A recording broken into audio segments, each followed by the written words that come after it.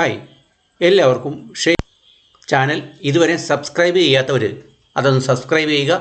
അതുപോലെ തന്നെ നോട്ടിഫിക്കേഷൻ പെട്ടെന്ന് അപ്ലോഡ് ചെയ്യുന്ന ആ മുറയ്ക്ക് തന്നെ കിട്ടാൻ വേണ്ടി നിങ്ങൾ ബെല്ലൈക്കൺ ഒന്ന് ക്ലിക്ക് ചെയ്തേക്കുക.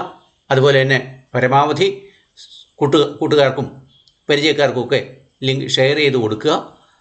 കമൻറ്റ് ചെയ്യുക. കണ്ടൻറ്റ് ഇഷ്ടപ്പെട്ടാൽ ലൈക്ക് ചെയ്യുക. നമുക്ക് നേരെ ക്വസ്റ്റ്യൻസിലേക്ക് പോകാം. ഒന്നാമത്തെ ചോദ്യം നോക്കുക. I say my prayers dash I sleep. ചോദ്യം ഇതാണ്. I say my prayers dash I sleep. Option bracket കൊടുക്കുന്നുണ്ട്. അത് ABCD ചേർത്തിട്ടല്ല കൊടുക്കുന്നത്, കോമ ഇട്ടിട്ടാണ് കൊടുത്തിരിക്കുന്നത്. അതൊന്ന് ശ്രദ്ധിക്കുക. I say my prayers dash I sleep. നമുക്ക് അറിയാം അതിൻ്റെ വാക്കുകളുടെ അർത്ഥം മനസ്സിലായി. Say my prayers. അവിടെ ഓപ്ഷൻ ഇതൊക്കെയാണ്. വേറുണ്ട്, ആഫ്റ്റർ ഉണ്ട്, വെൻ ഉണ്ട്, ബിഫോർ ഉണ്ട്. സാധാരണ എപ്പോഴാണ് പ്രേയേഴ്സ് പ്രാർത്ഥിക്കാറുള്ളത്? അത് എവിടെയെങ്കിലും വെച്ചാണോ, അല്ലെങ്കിൽ കിടക്കുന്ന സമയത്താണോ, ഉറങ്ങിയതിന് ശേഷമാണോ, ഉറങ്ങുമ്പോഴാണോ, അത് ഉറങ്ങുന്നതിന് മുമ്പാണ്? ഇതാണ് ചോദ്യം. I say my prayers. ഒന്നാമത്തെ ഓപ്ഷൻ വേറാണ്, രണ്ടാമത്തെ ആഫ്റ്ററാണ്, മൂന്നാമത്തെ വെന്നാണ്, നാലാമത്തെ ബിഫോറാണ്. The suitable word is before I sleep.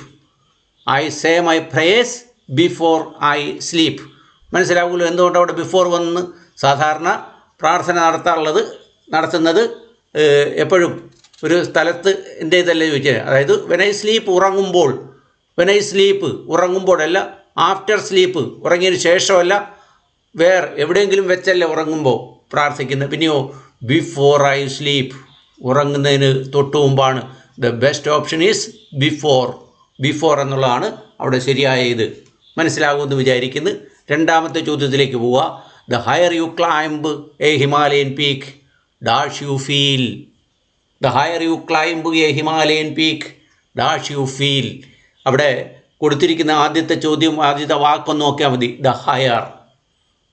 High എന്ന് പറഞ്ഞാൽ ഒരു അഡ്ജക്റ്റീവാണ്. അതിൻ്റെ കമ്പാരിറ്റീവ് ഡിഗ്രിയാണ് higher. The plus comparative degree വന്നാൽ അത് തന്നെ ഫോളോ ചെയ്യണമെന്ന് നിയമമുണ്ട്. നമ്മൾ comparative degrees of the adjective ഒരു വീഡിയോ ഇട്ടിട്ടുണ്ട്. അത് നോക്കിക്കഴിഞ്ഞാൽ വിശദമായിട്ടത് കാണാം. ദ മോർ എന്നാണ്. The more means the plus comparative should be followed by the plus comparative. അത് അങ്ങനെ തന്നെയായിരിക്കണം, ആ നിയമമാണത്. അതുകൊണ്ടത് ഓർക്കുക. The higher you climb a Himalayan peak the more colder. The more colder എന്നുള്ള വാക്കില്ല, the colder it gets. The colder you feel എന്നാണ്. The colder. യെസ്, ഓപ്ഷൻ എത്രയാണ്? The most cold, the colder, cold, more cold. 3 എണ്ണമാണ് അല്ലെങ്കിൽ 4 എണ്ണമാണ് option. The most cold അത് positive ഡിഗ്രിയാണ്, അവിടെ ഒരു കമ്പാരിറ്റീവ് അല്ല. ദ കോൾഡർ അതാണ് കമ്പാരിറ്റീവ് ഡിഗ്രി. ദ കോൾഡർ അതായത് ദ ഹയർ ദ കോൾഡർ. അതങ്ങനെ വരുള്ളൂ. വീഡിയോ നല്ലപോലെ കാണണം. ദി അഡ്ജക്റ്റീവ്സിൻ്റെ കമ്പാരിറ്റീവ് ഡിഗ്രീസ് ഓഫ് കമ്പാരിസൺ എന്ന് പറഞ്ഞ് വീഡിയോയിൽ വളരെ വിശദമായിട്ട് ഇതെല്ലാം വിവരിക്കുന്നുണ്ട്. അറിയുക. ഇവിടുത്തെ ഓപ്ഷൻ രണ്ടാമത്തെ ഓപ്ഷനാണ് ദ കോൾഡർ എന്നുള്ളതാണ് അവിടെ ശരിയായത്. മനസ്സിലാകുമല്ലോ. ദ ഹയർ തുടങ്ങിയതുകൊണ്ട് അടുത്ത ക്ലോസ് ആരംഭിക്കുന്നത് ദ കോൾഡർ എന്ന രീതിയിലായിരിക്കും. So the colder you feel. Then മൂന്നാമത്തെ ചോദ്യം. The workers were full of applause for the new policy of the management. The workers were full of applause for the new policy of the management. Full of applause. Applause underline ചെയ്തിട്ടുണ്ട്. അതിന് പറ്റിയ ഒരു meaning ആണ് തിരഞ്ഞെടുക്കേണ്ടത്. 4 options ഉണ്ട്. Approval, adulation, praise, eulogy. 4 options. Approval, adulation, praise, eulogy. ഏതൊക്കെയാണെന്ന് നോക്കുക. The work is very full of applause for the new policy. Applause for the new policy of the management new പോളിസിയിൽ അവർ സന്താപമുള്ളവരോ, അവരുടെ അംഗീകാരം വേണോ, അല്ലെങ്കിൽ അവർക്കൊരു ആഡുലേഷനുണ്ടോ, അവർക്കൊരു ആഹ്ലാദമുണ്ടോ, അവർക്കൊരു യൂലോജി ഉണ്ടോ? ഇപ്പോൾ വാക്കുകളുടെ അർത്ഥം അറിയാം. അപ്രൂവൽ എന്ന് പറഞ്ഞാൽ എന്താണ്? അംഗീകാരമാണ്. അവരുടെ അംഗീകാരം വേണോ മാനേജ്മെൻറ്റ് പോളിസി? ഇല്ല. അവരുടെ ആഡുലേഷൻ, അവരുടെ ഒരു ചേഞ്ച് ആവശ്യമുണ്ടോ? ഇല്ല. പിന്നെയോ അവരുടെ മാനേജ്മെൻറ്റിൻ്റെ പുതിയ പോളിസിയിൽ അവരെന്ത് ചെയ്ത് പ്രൈസ് അത് ഇത് ചെയ്യണം. അതായത് തൊഴിലാളികൾക്കൊക്കെ വലിയ ആനുകൂല്യം കൊടുത്തുകൊണ്ടുള്ള ഒരു ന്യൂ പോളിസി ആയിരിക്കും വന്നിരിക്കുന്നത്. എന്തായാലും ഫുൾ ഓഫ് പ്രൈസ് പ്രൈസ് എന്ന് പറഞ്ഞാൽ എന്താണ്? പ്രൈസ് പുകഴ്ത്തുക അല്ലെങ്കിൽ ഇത് ചെയ്യുക. അപ്പോൾ നമ്മൾ സാധാരണ അപ്ലോസ് ചെയ്യുന്നതിന് അപ്ലോസ് എന്ന് പറഞ്ഞാൽ കൈയടിക്കുക എന്നാണ്. കൈയടിക്കുക, ഇങ്ങനെ കൈ കൊട്ടി അടിക്കുന്നതിനാണ് അപ്ലോസ് എന്ന് പറയുന്നത്. അപ്പോൾ അപ്ലോസ് ചെയ്യുന്നത് എപ്പോഴാണ്? യെസ്, ഒരാളെ പ്രോത്സാഹിപ്പിക്കാനാണ്. അപ്പോൾ അവിടെ അപ്ലോസിൻ്റെ ശരിയായ മീനിങ് പറഞ്ഞിരിക്കുന്നത് പ്രൈസ് എന്നാണ് അറിയുക. അടുത്ത ചോദ്യം നോക്കുക. Sonu is an inveterate liar. Sonu is an inveterate. അപ്പോൾ ഇൻവെർട്ടറേറ്റിൻ്റെ അർത്ഥം അറിയണം. ഇൻവെർട്ടറേറ്റ് മീൻസ് സോനു ഒരു ലയറാണ്. ലയർ എന്ന് പറഞ്ഞാൽ ഒരു നുണയനാണ്. He's an inveterate liar. എന്തായിരിക്കും മീനിങ്? ഹാബിച്വൽ, അയാളുടെ സ്ഥിരമായി ഇതുള്ള ആളാണ്. എഫക്റ്റീവ്, ഫലപ്രദമായിട്ട് നുണ പറയുന്നതാണ്. ഫ്രീക്വൻറ്റ്, തുടർച്ചയായിട്ട് നുണ പറയുന്നതാണ്. ഫമിലിയർ, പരിചയമുള്ള നുണകൾ പറയുന്നതാണ്. ഏതാണ് ഇവിടെ ശരിയായത് വരുന്നത്? സോനു ഈസ് ഹാബിച്വൽ ലയർ എന്നാണ്. ഹാബിച്വൽ, അതൊരു സ്വഭാവമാണ്. നുണ പറയുക എന്നത് അവൻ്റെ സ്വഭാവമാണ് എന്ന രീതിയിലാണ് അത് നമ്മൾ മനസ്സിലാക്കുക. അപ്പോൾ ഇൻവെർട്ടറേറ്റിൻ്റെ മീനിങ് ഹാബിച്വൽ എന്ന് മനസ്സിലാക്കുക. അടുത്തത് അഞ്ചാമത്തെ ചോദ്യം നോക്കുക. I watch T V dash I have nothing to do. I watch T V, ഞാൻ ടി വി കാണുന്നത് എപ്പോഴാണ്? Dash I have nothing to do. Option നോക്കുക. വെൻ ഉണ്ട്, വേറുണ്ട്, ദെൻ ഉണ്ട്, നൗ ഉണ്ട്. ഏതായിരിക്കും അവിടെ നമുക്ക് എടുക്കാവുന്നത്? എപ്പോഴാണ് ടി വി കാണുന്നത്? എപ്പോഴാണ്? I have nothing to do, ഒന്നും ചെയ്യാനില്ലാത്ത അപ്പോഴാണ്. അപ്പോഴേതാണ്? വെൻ. വെൻ എന്ന് പറഞ്ഞാൽ അപ്പോഴാണ്. വേറെന്ന് പറഞ്ഞാൽ അവിടെ അല്ലെങ്കിൽ എവിടെ. ദെൻ എന്ന് പറഞ്ഞാൽ പിന്നീട്. നൗ എന്ന് പറഞ്ഞാൽ ഇപ്പോൾ. അപ്പോൾ നമുക്ക് കൊടുക്കാവുന്ന ഇത് I watch T V when I have nothing to do എന്നാണ്. I watch T V when I have nothing to do. അപ്പോൾ ഓപ്ഷൻ എ, അതായത് ഒന്നാമത്തെ ഓപ്ഷനാണ് അവിടെ ശരിയായി വരുന്നതെന്ന് മനസ്സിലാക്കാം. അടുത്ത ചോദ്യം നോക്കുക. യെസ്, അടുത്ത ചോദ്യം നോക്കുക. ആറാമത്തെ ചോദ്യം. The opposite of assent. The opposite word of assent, ASENT, assent എന്ന വാക്കിൻ്റെ ഓപ്പോസിറ്റാണ് ചോദിച്ചിരിക്കുന്നത്. The opposite word of assent. Option നോക്കുക. ഒന്ന് ഡിട്രാക്റ്റ് ഉണ്ട്, മറ്റൊന്ന് റിട്രീറ്റ് ഉണ്ട്, മറ്റൊന്ന് ഡിറേഞ്ച് ഉണ്ട്, മറ്റൊന്ന് ഡിസെൻറ്റ് ഉണ്ട്. ഇവിടെ നോക്കുക. ഡിട്രാക്റ്റ് മീൻസ് ഡിമിനിഷ്, അതായത് കുറയുക എന്നുള്ളതാണ്. റിട്രീറ്റ് എന്ന് പറഞ്ഞാൽ പിൻവാങ്ങുക എന്നാണ്. ഡിറേഞ്ച് എന്ന് പറഞ്ഞാൽ തകരാറിലാകുക എന്നുള്ളതാണ്. ഇനി അസെൻറ്റ് എന്ന് പറഞ്ഞാൽ താഴെ ഇറങ്ങുക എന്നുള്ളത്. അപ്പോൾ ഡിസെൻറ്റ് എന്ന് പറഞ്ഞാൽ താഴെ ഇറങ്ങുക.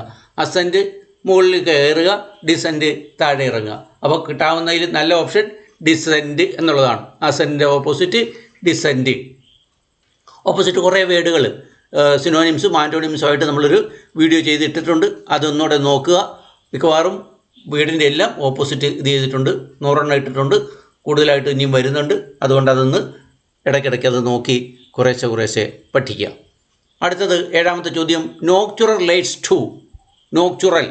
നോക്ചുറൽ ഒരു അഡ്ജക്റ്റീവാണ്. അത് ഏത് വാക്കിൻ്റെ എന്തിനെ സൂചിപ്പിക്കുന്ന അഡ്ജക്റ്റീവാണെന്ന് അറിഞ്ഞാൽ മതി. നോക്ചുറൽ റിലേറ്റ്സ് ടു, ഇതുമായിട്ട് ബന്ധപ്പെട്ടിരിക്കുന്നതാണ് നോക്ചുറൽ.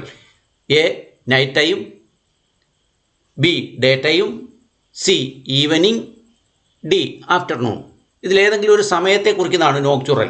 അത് രാത്രിയെ സംബന്ധിച്ചുള്ളതാണോ, പകൽ സമയത്തെ സംബന്ധിച്ചുള്ളതാണോ, വൈകുന്നേരത്തെ കുറിക്കുന്നതാണോ, അല്ലെങ്കിൽ ഉച്ചയ്ക്ക് ശേഷം അധ്യയനത്തെ കുറിക്കുന്നതാണോ, ഏതാണെന്നുള്ളതാണ് ചോദ്യം. ഇപ്പോൾ നോക്ചുറൽ നൈറ്റിൻ്റെ അഡ്ജക്റ്റീവാണെന്ത്?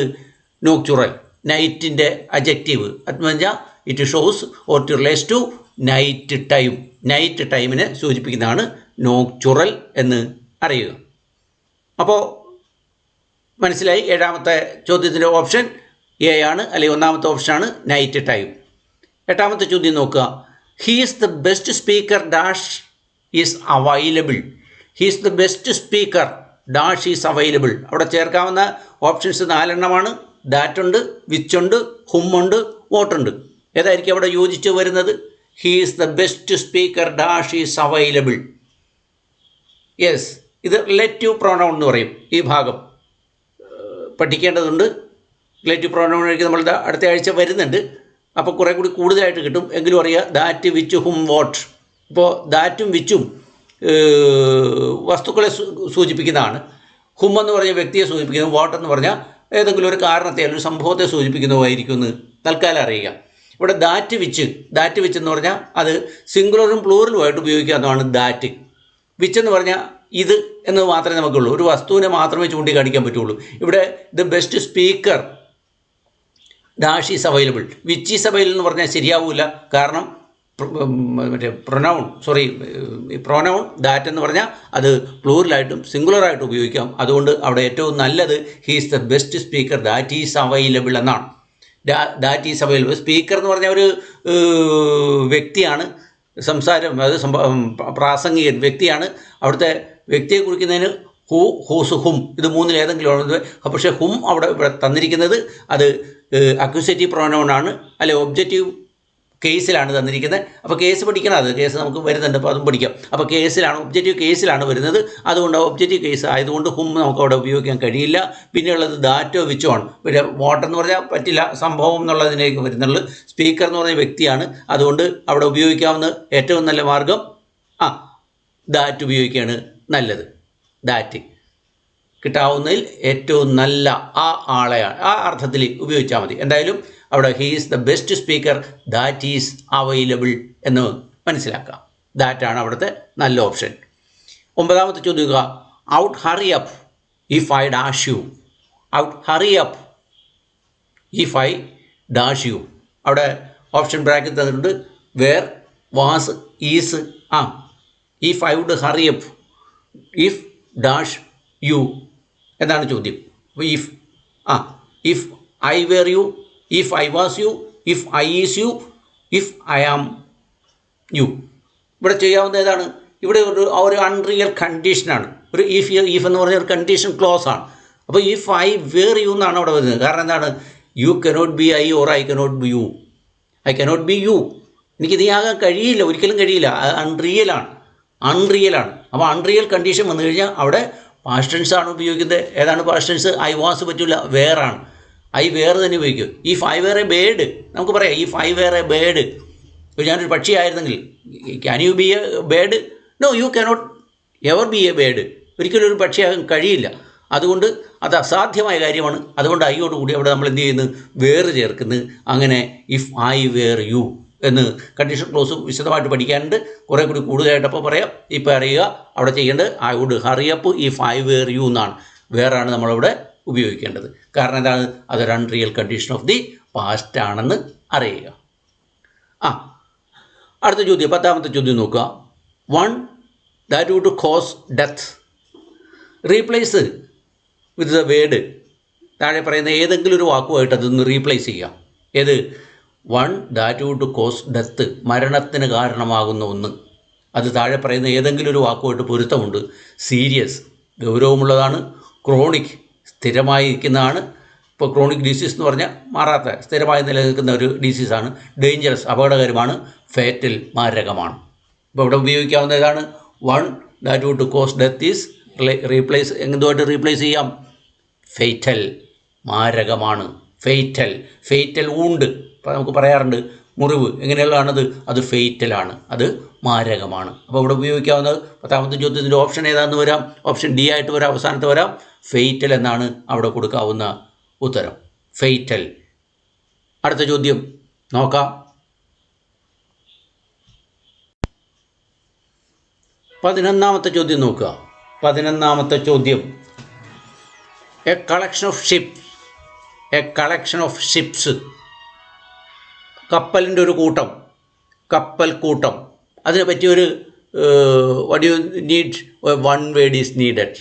ഒരു ഒറ്റ വാക്ക് വേണം, ഒരൊറ്റ വാക്ക്. A collection of ships. One word must be there. One word. എന്താണ് ആ വൺ വേർഡ് എന്ന് നോക്കുക. പാക്കുണ്ട്, ക്ലസ്റ്ററുണ്ട്, ഫ്ലീറ്റുണ്ട്, ഗ്രൂപ്പുണ്ട്. ഈ 4 ഓപ്ഷൻ ഉള്ളത്. ഒന്ന്, collection of ships means a pack of ships എന്ന് വേണേൽ പറയാം. എ ക്ലസ്റ്റർ ഓഫ് ഷിപ്പ് പറയാം. എ ഫ്ലീറ്റ് ഓഫ് ഷിപ്പ് പറയാം. എ ഗ്രൂപ്പ് ഓഫ് ഷിപ്പ് പറയാം.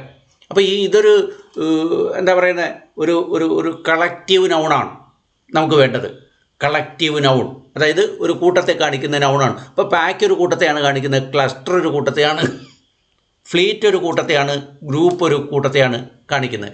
എല്ലാം കൂട്ടത്തെയാണ് കാണിക്കുന്നത്. പക്ഷെ നോക്കിയേ, പാക്കിൻ്റെ കൂടെ സാധാരണ നമ്മൾ പാക്ക് ഓഫ് ഡോഗ്സ്, ഒരു pack of what you call some animals rather, pack, ഒരു പാക്ക് എന്നാണ് നമ്മൾ പറയണത്. അപ്പോൾ അത് ഇവിടെ ഷിപ്പാണ് പറയണത്. അപ്പോൾ അതുകൊണ്ട് പാക്ക് അവിടെ പറ്റില്ല. ക്ലസ്റ്റർ മീൻസ് ഒരേപോലുള്ള ഒരു ക്ലസ്റ്റർ ഓഫ് സ്റ്റാർസ്, ഇപ്പോൾ നക്ഷത്ര കൂട്ടങ്ങൾ ഒരേപോലെ ഇരിക്കുന്ന ഒന്നിൻ്റെ കൂട്ടത്തിന് മാത്രമാണ് നമുക്ക് അങ്ങനെ പറയുന്നത്. ഫ്ലീറ്റ് എന്ന് പറഞ്ഞാലോ, ഫ്ലീറ്റ് ഓഫ് ഷിപ്പാണ്, കപ്പലിൻ്റെ കൂട്ടത്തെയാണ് ഫ്ലീറ്റ് എന്ന് കാണിക്കുന്നത്. ഗ്രൂപ്പ് എന്ന് പറഞ്ഞാൽ ഗ്രൂപ്പ് ഓഫ് പീപ്പിൾ, ആൺ പെൺ എല്ലാവരും കൂടി ചേർന്ന ഒരു ഗ്രൂപ്പിനെയാണ് നമ്മൾ ഗ്രൂപ്പ് എന്ന് പറയുന്നത്, അല്ലെങ്കിൽ കൂട്ടത്തെയാണ് ഗ്രൂപ്പ് എന്ന് പറയുന്നത്. അപ്പോൾ ഇവിടെ പറയാവുന്നത് കളക്ഷൻ ഓഫ് ഷിപ്പ് അല്ലെങ്കിൽ ഗ്രൂപ്പ് ഓഫ് ഷിപ്സ് ഈസ് ഫ്ലീറ്റാണ്. ഫ്ലീറ്റ് ഓഫ് ഷിപ്സ് എന്നേ നമുക്ക് പറയാൻ പറ്റുള്ളൂ. കപ്പൽ കൂട്ടത്തെ പറയുന്നത് ഫ്ലീറ്റ് എന്നുള്ള കളക്റ്റീവ് നൗൺ ഉപയോഗിച്ചിട്ടാണ്. അതുകൊണ്ടത് ശ്രദ്ധിക്കുക. ഓപ്ഷൻ മൂന്നാമത്തെയാണ്, ഫ്ലീറ്റാണ് ശരിയായത്. Collection of ships, that is ഫ്ലീറ്റാണ്. അടുത്ത ചോദ്യം, 12ാമത്തെ ചോദ്യം. Our college is within a stone's throw from here. Our college is within a stone's throw from here എന്നാണ്. സ്റ്റോൺ എന്ന് പറഞ്ഞാൽ കല്ലാണ്. ത്രോ, എറിയുക. ഒരു കല്ലെറിഞ്ഞാൽ എന്തോരം പോകും, അത്രയും അകലെയാണ് എൻ്റെ കോളേജ് എന്നാണ്, ഞങ്ങളുടെ കോളേജ് എന്ന്. Our college is within a stone's throw from here. അപ്പോൾ എന്താണ് വിത്തിൻ എ സ്റ്റോൺസ് ത്രോ എന്ന് പറഞ്ഞാൽ അതിൻ്റെ അർത്ഥം എന്താണ് നോക്കുക. വെരി ഫാർ ഓഫ്, വളരെ ദൂരെയാണ്. മറ്റേ വെരി ഷോർട്ട് ഡിസ്റ്റൻസ്, വളരെ അടുത്താണ്. 2.5 miles അവേ, 2.5 kilometer അകലെയാണ്, മൈൽ അകലെയാണ്. നൺ ഓഫ് ദീസ്, ഇതൊന്നുമല്ല. ഏതാണ് നിങ്ങൾക്ക് മനസ്സിലായത്? Our college's within a stone's throw, ഒരു കല്ലെറിഞ്ഞാൽ എത്തുന്ന അത്രയേ ഉള്ളൂ എന്ന് പറഞ്ഞാൽ what is the meaning of it? F very far off, അങ്ങ് ദൂരെ എന്നാണോ? അല്ല, പിന്നെയോ at a very short distance, ഏറ്റവും വളരെ കുറച്ച് അകലെയാണെന്നാണ് കിട്ടുക. സോ ഓപ്ഷൻ ഏതാണ് അവിടെ ചേരുന്നത്? വെരി ഫാർ ഓഫ് ആണോ, at a very short distance ആണോ? വളരെ കുറഞ്ഞ ദൂരം എന്നാണ്. 2.5 miles അവേ എന്നുള്ളതല്ല, 2.5 മൈൽ അകലെ എന്നല്ല, അല്ല ഇതൊന്നും അല്ല എന്നുള്ളതല്ല. പിന്നെയോ എ വെരി ഷോർട്ട് ഡിസ്റ്റൻസ്, അതൊന്ന് പഠിക്കുക. Within a stone's throw meaning A very short distance, at a very short distance എന്നാണ് അതിൻ്റെ മീനിങ് എന്നറിയുക. അപ്പോൾ അവിടെ യോജിക്കാവുന്ന ഉത്തരം നമുക്ക് കിട്ടിക്കഴിഞ്ഞ്. ഏതാണ്? At a very short distance, വളരെ കുറഞ്ഞ അകലത്തിലാണ് കോളേജ്. All right. 13ാമത്തെ ചോദ്യം. He took to heart the death of his sister. He took to heart the death of his sister. Mood വായിക്കുക, അല്ലെ വായിച്ചിട്ട് അതിൻ്റെ അർത്ഥം ഉൾക്കൊള്ളുക. He took to heart the death of his sister, അയാളുടെ സഹോദരിയുടെ മരണം അയാൾ എങ്ങനെ ബാധിക്കും എന്നാണ്. വാസ് അൺമൂവ്ഡ്, ഒന്നും അലട്ടിയില്ല. മരിച്ചതാരെന്നറിയുക, സഹോദരിയാണ്. സഹോദരിയുടെ മരണം.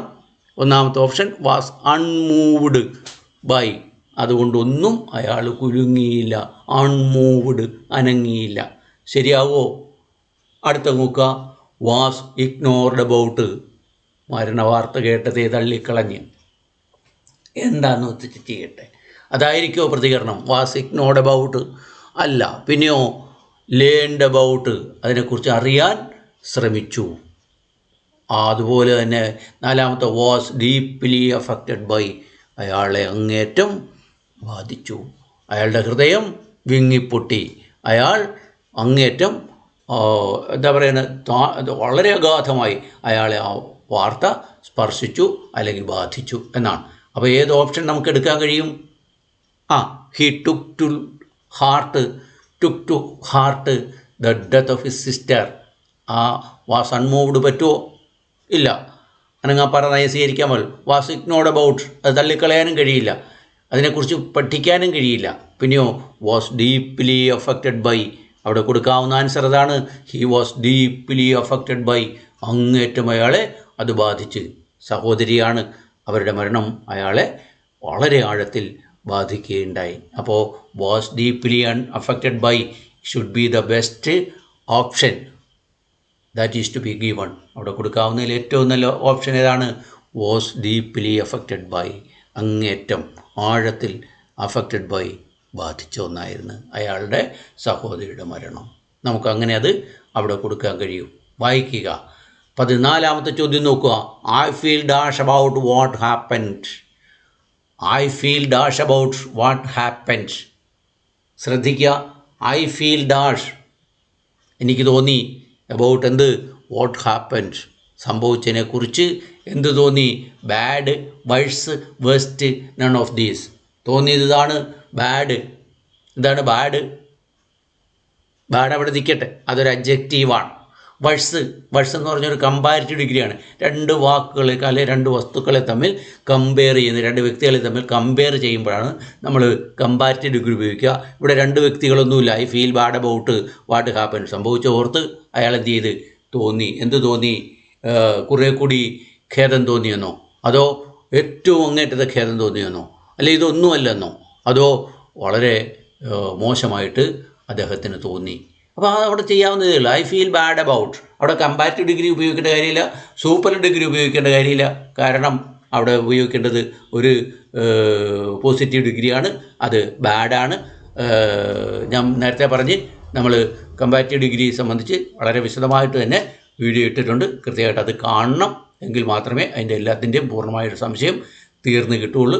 അപ്പോൾ ബാഡ് വേഴ്സ് വേസ്റ്റ് കമ്പാരിറ്റീവ് ഡിഗ്രിയിൽ ബാഡ് എന്ന് പറഞ്ഞാൽ സൂപ്പർ പോസിറ്റീവ് ഡിഗ്രി, വേഴ്സ് എന്ന് പറഞ്ഞാൽ കമ്പാരിറ്റീവ് ഡിഗ്രി, വേസ്റ്റ് എന്ന് പറഞ്ഞാൽ സൂപ്പർ ഡിഗ്രിയാണ്. ഇവിടെ ചേർക്കാൻ സൂപ്പർ ഡിഗ്രി ചേർക്കേണ്ട സ്ഥലം നമുക്കറിയാം, അത് ദി ചേർന്ന് വരണം, എന്നെങ്കിൽ മാത്രമേ അവിടെ സൂപ്പർ ഡിഗ്രി ചേരാനുള്ളൂ. ഇവിടെ ഫീൽ കഴിഞ്ഞിട്ട് ദി ഇല്ല, അപ്പോൾ അതുകൊണ്ട് തീർച്ചയായിട്ടും വേസ്റ്റ് അല്ലെന്നറിയാം. കമ്പയർ ചെയ്യേണ്ട ഒരു വസ്തുത ഇല്ല, അതുകൊണ്ട് വേഴ്സ് ഒന്നും അല്ലെന്നറിയാം. അതുപോലെ തന്നെ പോസിറ്റീവ് മാത്രമേ അവിടെ ചേരുള്ളൂ. I feel bad about what happened എന്നതാണ് അവിടെ ശരി. ഇനി അടുത്ത ചോദ്യം നോക്കുക, 15ാമത്തെ ചോദ്യം. What is a person calling when he is recovering from illness? What is a person calling when he is recovering from illness? ചോദ്യം അതാണ്, ഒരു ചോദ്യമാണ്. ഒരു ആളെ എങ്ങനെ നമ്മൾ വിളിക്കും? ഏതാളെ? When he is recovering from illness, അതായത് രോഗം പതുക്കെ മാറി വരുന്ന ഒരു ആളെ നമ്മൾ എങ്ങനെ വിളിക്കും? ഇതാണ് വിളിക്കാവുന്ന പേര് അവിടെ താഴെ കൊടുത്തിട്ടുണ്ട്. ഒന്ന് ഇഗ്നോറാമസ്, രണ്ടാമത്തെ കോൺവാലസൻറ്റ്, മൂന്നാമത്തെ എപ്പിഡമിക്, നാലാമത്തെ അരോഗൻറ്റ്. ഇങ്ങനെ 4 ഓപ്ഷൻസാണ് കൊടുത്തിരിക്കുന്നത്. സംഗതിയുടെ ഇതൊന്ന് വായിച്ചു നോക്കൂ. What is a person calling? ഒരു ആളെ നമ്മൾ എന്ത് വിളിക്കും? When he is recovering from illness, അങ്ങ് രോഗം ഏതാണ്ട് മാറി വരുന്ന ഒരവസ്ഥയിൽ ആളെ വിളിക്കാവുന്ന ഒരു പേരുണ്ട്, ഇഗ്നോറാമസ്. ഇഗ്നോറാമൻസ് മീൻസ് ഇഗ്നോറൻ്റ് എന്നാണ്, അതായത് നിസ്സഹായൻ അല്ലെങ്കിൽ നിരപരാധി എന്നൊക്കെയാണ് നമ്മൾ അറിയുന്നത്. അറിവില്ലാത്തവൻ എന്നൊക്കെയാണ് അത് പറയുക. അതാണോ നല്ലത്? അതോ കോൺവാലസൻ്റ് എന്നാണ്? കോൺവാലസൻ്റ് നോക്കിയേ, കോൺവാലസൻ്റ് ആ വാക്കിൻ്റെ സ്പെല്ലിംഗ് കൂടി CONVALESCENT, convalescent means a person who is recovering from illness എന്ന് തന്നെയാണ്. അപ്പോൾ ഒരു ഓപ്ഷൻ നമുക്ക് കിട്ടിക്കഴിഞ്ഞ് കോൺവാലസൻ്റ് ആണ്, എപ്പിഡമിക് എന്ന് പറഞ്ഞാൽ പകർച്ചവ്യാധിയാണ്, അരോഗൻ്റ് എന്ന് പറഞ്ഞാൽ അഹങ്കാരിയാണ്. അപ്പോൾ ഇവിടെ കൊടുക്കാവുന്നതിൻ്റെ ഏറ്റവും നല്ല ഓപ്ഷൻ ഏതാണ്? കോൺവാലസൻ്റ് എന്നാണ്. Convalescent meaning a person who is recovering from illness എന്നാണ്.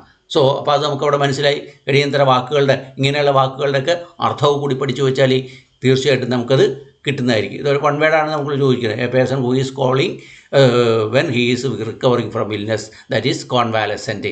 അയാൾ ഇഗ്നോറമസ് അല്ല, അയാളൊരു എപ്പിഡമിക് അല്ല, അയാളൊരു അരഗൻറ്റും അല്ല, ബട്ട് ഹീ ഈസ് കോൺവാലസൻറ്റ്. അപ്പോൾ ആൻസർ ഏതാണ്? 15ാമത്തെ രണ്ടാമത്തെ ഓപ്ഷനാണ് കോൺവാലസൻറ്റ് എന്ന് നമുക്ക് കിട്ടും.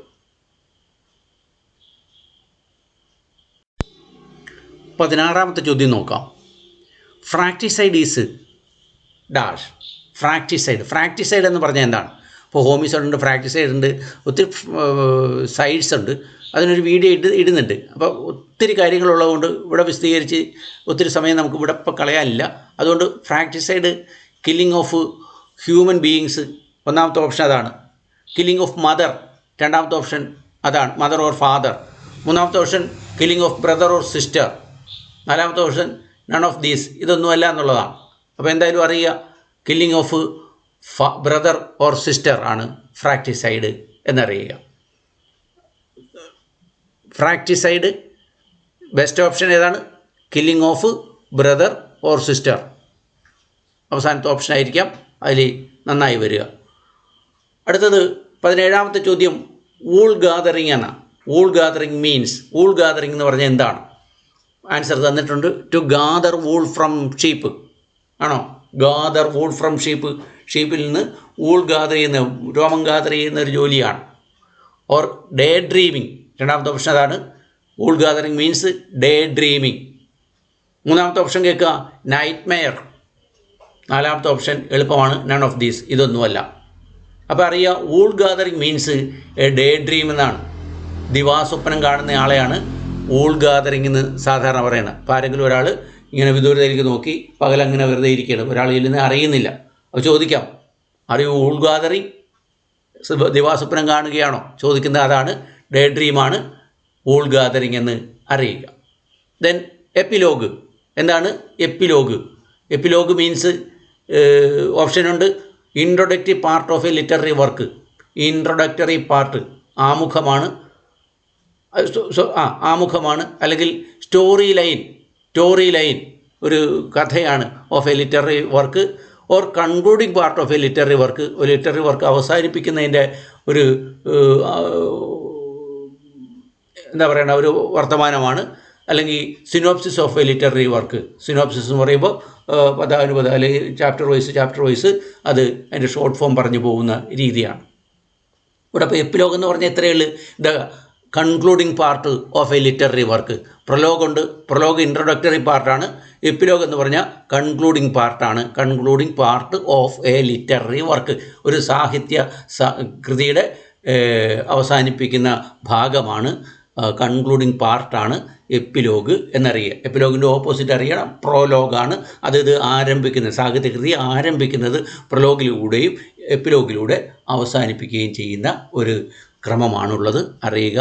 Epilogue is a concluding part of a literary work. 19ാമത്തെ ചോദ്യം, ഹോർട്ടിക്കൾച്ചറിസ്റ്റ് ഈസ് വൺ. ആരാണ് ഈ ഹോർട്ടിക്കൾച്ചറിസ്റ്റ്? പറഞ്ഞിട്ടുണ്ട്, one who pretends to be good, നല്ലവനെന്ന് നടിക്കുന്ന ഒരാളാണ് horticulturist. Who is very cultured, വളരെ സംസ്കാര സമ്പന്നനെയാണ് ഹോർട്ടിക്കൾച്ചറിസ്റ്റ് എന്ന് വിളിക്കുക.